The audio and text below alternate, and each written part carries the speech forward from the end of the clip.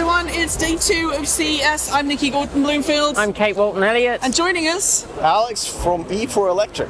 Alex, it's great to see you. I know, we haven't actually met each other in person. Yeah, absolutely. Nice meeting you. Nice meeting you. On Facebook quite a bit. Fantastic channel. Thank you. Started off with Tesla and then you've kind of gone mainstream, which is kind of the opposite to a lot of other channels. I like going the opposite direction. And you do live streams rather than... Yes, every day. So I teased you because when you first started, you were doing the sign off. I did, doing that. And I we was realized just like, we're the same thing. There. Yeah, absolutely, so we're here at the Toyota presser. We had a very interesting event. The CEO of Toyota with us, Mr. Toyota. It was a one-man show. It was which, again, entirely a one-man show. About. Yeah. Last year, Toyota's CES presentation had lots of different people focused very much on the TRI, the Toyota Research Institute, and all of the things that they're going to be working on in terms of autonomy, in terms of electric vehicles. This time round, it was kind of a, we've done the research, here's what we're going to show. Yeah. Now, what we saw is the e-palette, which is behind us. Do you like it? Yes? No? Listen, we just came from Byton unveiling, right? We have so many amazing cars unveiled previous year and going to be unveiled in the next couple of days. I mean, this is really the disappointment that I expect from Toyota nowadays, you know? I mean, this is gimmicks, right? Right. Yeah. This is something that I would expect from pretty much any company that wants to be on electric car market, and that just doesn't have that much resources or really ability or willingness to get into this. Right. Yeah. And what we saw here today was a definitely concept. Very much this is so. a concept with an end goal. Toyota, for those who don't know, is sponsoring the 2020 Olympics in Tokyo. We're going to see hydrogen fuel cell cars, we're going to see electric vehicles, we're going to see personal ride-sharing programs, self-driving cars, and the e-pallet, which is being sold as a kind of a catch-all box on wheels. It is. It's a shop on wheels or a clinic on wheels, but it's a box. It's a food truck. It's a food truck, it's an electric food truck. Or a shop, it's a couple of different options. We had like a mobile reseller, so if you order something online, it will come and deliver it to you. If, for example, it's clothing and you're not sure which size, it will come to you, you can try on and then use the one you want. There's 2 axles at the rear, 2 axles at the front, and it reminds me, have you seen iRobot? Yes. Do you know the thing in the tunnel where Will Smith's in the tunnel? Yes. And he's driving the Audi manually, and the robots are jumping out. That's what it is, isn't it? That is what it is. It's not new. No. It's iRobot. Well, it just only goes to the whole thing where Toyota stopped innovating a while back, right? Or did it? You see, this is the question. So Toyota is very clearly anti-lithium ion, right? We don't like lithium ion batteries. Very clear. Toyota. But Toyota says it has a solid-state battery tech. Yeah. Very light on details. But do we think it's right behind, ready to be unveiled? Well, obviously it's not. No. Because he didn't even mention that at all, right? So if it was even this close, he would at least tell us. He mentioned it. He touched upon its existence. The thing that I'm getting at, though, is Toyota is a much more established car company than, say, Byton or Tesla. Tesla announces stuff because it's a great way for Tesla to get extra money, to keep the investors happy, to keep all that money flowing and make sure that they can make it to market. Toyota doesn't need to prove to anybody that the next thing it's going to produce is going to be fantastic. It just needs to unveil it and go, by the way, this is a new car, you can buy it next year. It's a very different world. So Toyota is operating out of startup world. Tesla is working its way out of startup world right now, but it's still needing to use a lot of startup techniques to encourage people to stay and to use and to buy the cars and to invest. And that's what I think with Toyota. I think there's a lot going on that we don't see. See, I actually think that absolutely the opposite. I think people expect the innovation and something really cool from startups like Tesla and Byton, right? They expect very little from the old school companies like Toyota, and they kind of know it, and they know they don't really have to be on front. They'll let Tesla and Byton test it out, and once they figure out what works, what doesn't, they'll jump in, and then they will just get their market share as usual. Though I think they're mistaken. I think it won't be as usual. Right. I think actually they're going to be losing the market share and not gaining it back.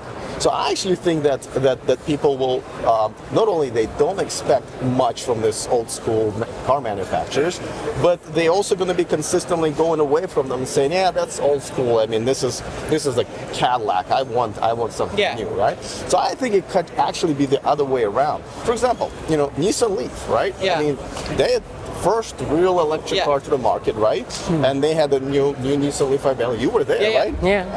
And look, I mean, it's not like the reservation count is equal to Model 3, right? Yeah. Model 3 is by far has a much longer reservation list, more hype and everything. So that's proof that a giant like Nissan wasn't able to catch up. But hype only accounts for a part of the market. This is true. So, I know people who will only buy a Toyota. I know people who will only buy a BMW. And I think Toyota is going to benefit from that. Interestingly, though, what we did see from this presentation, and I think it's really important, is that we're seeing a pivot from just a car company. And even it was hinted at the beginning, Toyota was not a car company to begin with. Yeah. And Toyota is hinting we're not going to be a car company anymore. We're going to be a mobility company, which is kind of the buzzword. It is very Automakers have been buzzing it around for the last couple of years, and we're starting to see that shift now towards autonomy, towards mobile services. And these big names who've signed up, Alex, right? I mean, Kate, there was Amazon, there was Amazon, Pizza Hut, Mazda. Other companies. Well, Mazda is in a partnership with Toyota. Yeah. So we've got all these other things going on. Do we think that these companies are going to help Toyota? I mean, Toyota must have got something to convince them. I suppose that's what I'm getting at. Well, I mean, besides playing golf together, probably, right? Like, so let's be honest here, right? Also, announcing partnerships don't always mean that they're actually going to go ahead with it, right? Right. There's a lot of tweaks that need to be done here. Yeah. And partnership could be, we'll sell our Amazon products in 3 of these at one event, right? Right. That could be as well. No, of course. Listen, I don't want to say that it's nothing. Yes, having other big companies be in partnership. Amazon is a very recognizable name. I'm a huge customer, really, and so it does help. But it all comes down, I think, to the product. Okay. Right? And you're right. There are people like my dad. He will always buy Toyota. Right. Like, he literally still has this, and he will always buy Toyota. But, I mean, we're talking about people who can actually change their minds right now, and I don't think they're winning too many of them right now. Toyota said, we've got all these electrified vehicles. Still seeing that word. Still hearing that word. Electrified.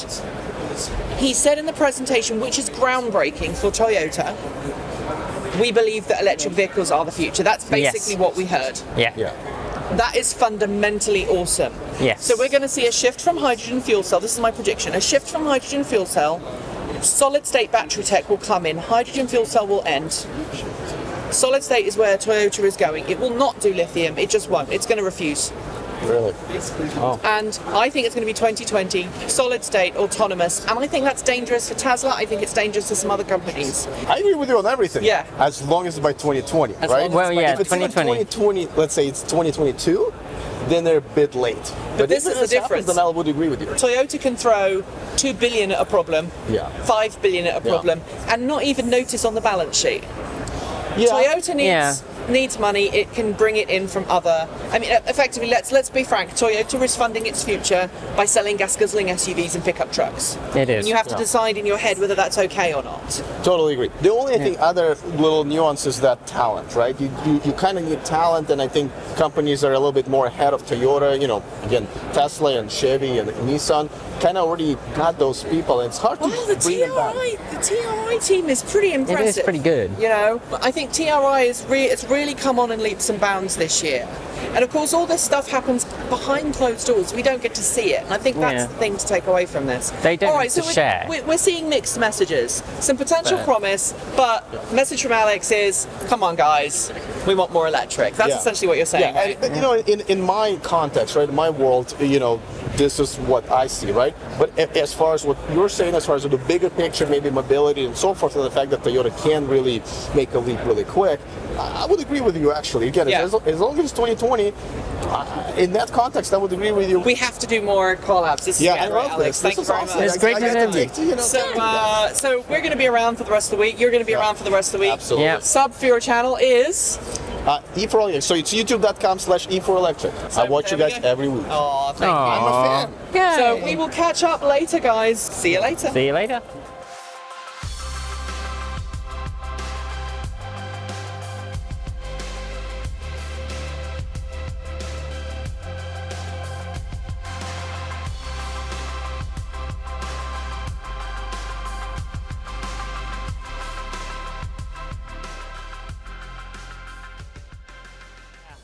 So what we're standing in front of, as the name suggests, is the Hyundai Nexo, which is the next generation fuel cell vehicle from Hyundai. What is this car? Well, it is what Hyundai says it will be bringing to market as a replacement for the iX35 FCV or Tucson FCV. Now, interestingly, it said that vehicle is being sold in 18 countries around the world. I would dispute that the word sold. Yeah, it's an interesting definition of It's technically a compliance car in California. I think you can buy it in a couple of East Coast states. You can buy it though. It's not just a leased vehicle. No. You can buy it, but you have to do other things as well if you want to keep hold of the car. Obviously, fueling is still a problem. We started the press conference talking about the Ioniq, which is a car that went on sale year before last, and it has an electric variant, a plug-in hybrid variant, and a hybrid variant. Yes. And Hyundai was saying how amazing that car was. You know, it transformed. It was the first platform designed specifically for a green multiple vehicle. Yes. Yeah. No hydrogen. You know why, right?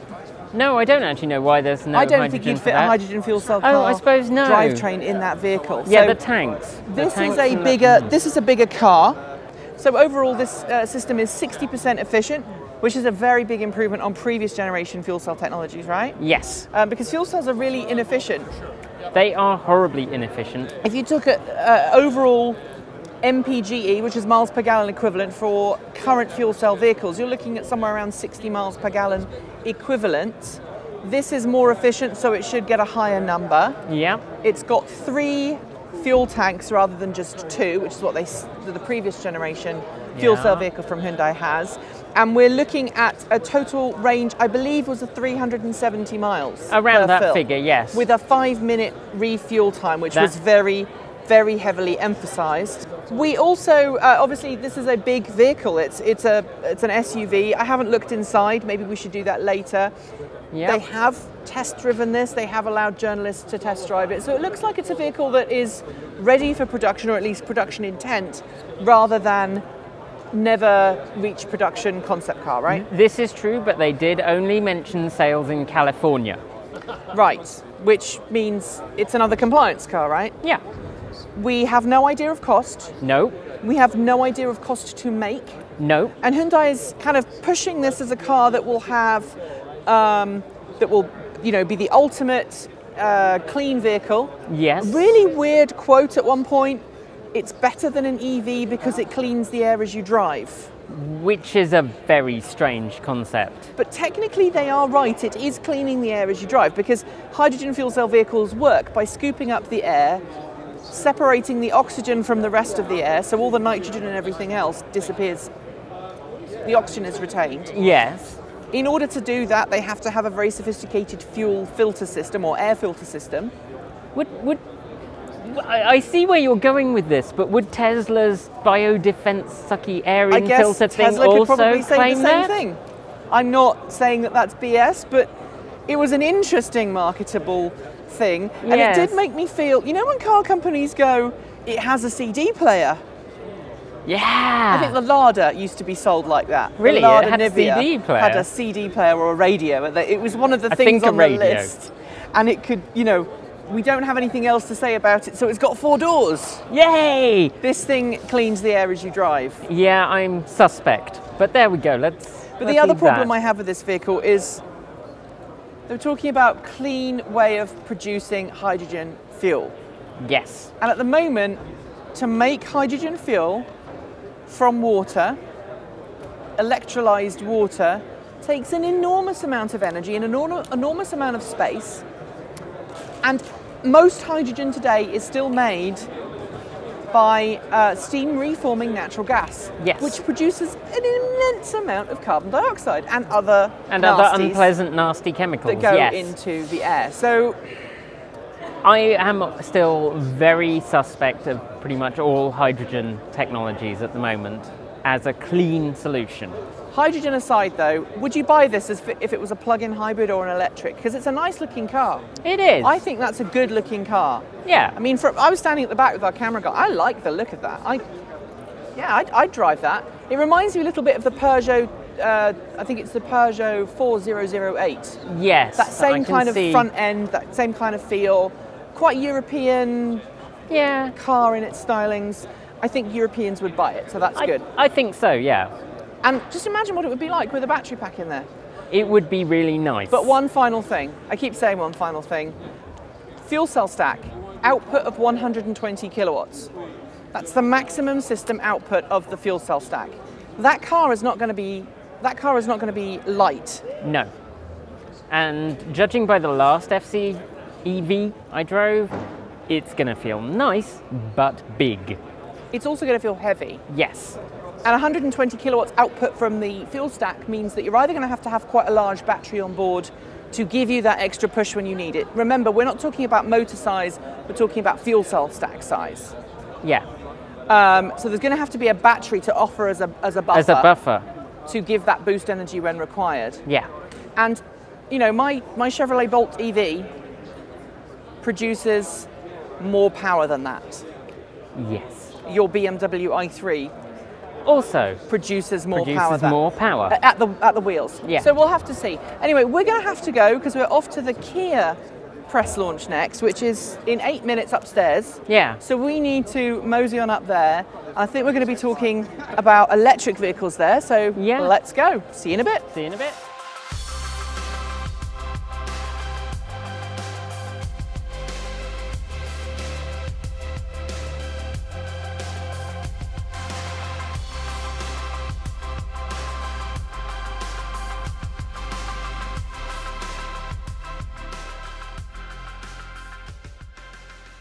So Kate, that was the Kia press conference, and we actually came out a little bit early. If there was ever a word for underwhelming at CES, it would be Kia right now. Yes. I hate to say that because after the Hyundai, see, I'm still saying it right. You are. After the Hyundai press conference, I kind of felt pretty positive about Kia because they are sister companies. Yeah, and they tend to do more with the BEV side. So and Kia do more EV. So what did we hear? Very little. We heard that there's the Kia Niro EV concept. Yes, which they will be introducing as an EV later. And we already knew that. I mean, we Kia had said a long time ago, yeah, we're going to have the Kia Niro EV. It's always been the plan for the Niro to be a hybrid, a plug-in hybrid, and an EV. And now it is. Okay, next. We were expecting a brand new EV. That's what we had been led to believe by the rumours, by the talking, that this is a car that we already knew about. Yeah. So no excitement there. No. Range, 238 miles per charge. Yeah. That sounds familiar. It does, doesn't it? It's like there's another car on the market already with two. I own it. Yeah, Yes. that's funny, isn't it? The Bolt funny. EV. And it kind of makes me wonder, that figure feels like it was going straight after Chevrolet. Now, sarcasm aside, if the Kia Niro EV is reasonably priced, and let's remember it's a bigger car than the Bolt. Yeah, That's it's the a first solid step. offering. It's not... It is a decent sized SUV. Yeah. Crossover SUV. But it is not what we were hoping would be here. But, hey, let's talk about the positives. The positives. 115 miles in 30 minutes recharge, which means it's going to be using CCS. Yes. Like the Bolt. Yes. It's nice and high and tall, riding position. Like the Bolt. But here's where it's different. It's going to be bigger. We know that Kia and Hyundai both know how to make really efficient cars. Yes. The Ioniq EV, while it's from the sister company, has really good range. It does. Really good efficiency. Yes. So I think we're probably looking at a 60 kilowatt hour battery pack, a larger vehicle, but the same range. Yeah. So that triangle where it's weights. range, battery capacity. They are better at doing that. So this actually might be a better buy than the Volt if it comes in at a decent price.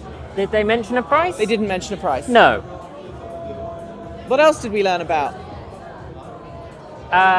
Smart cities. Smart cities, connected technologies. Lots of kind of buzzwords floating around without a great deal of information about what they mean. They were leveraging the synergies. Indeed. Of connected. The inherent connected nature of all things. Paradigm of, yes. It was one of those kind of press conferences. And I have to admit, I was sitting at the back on Twitter. Naughty, naughty.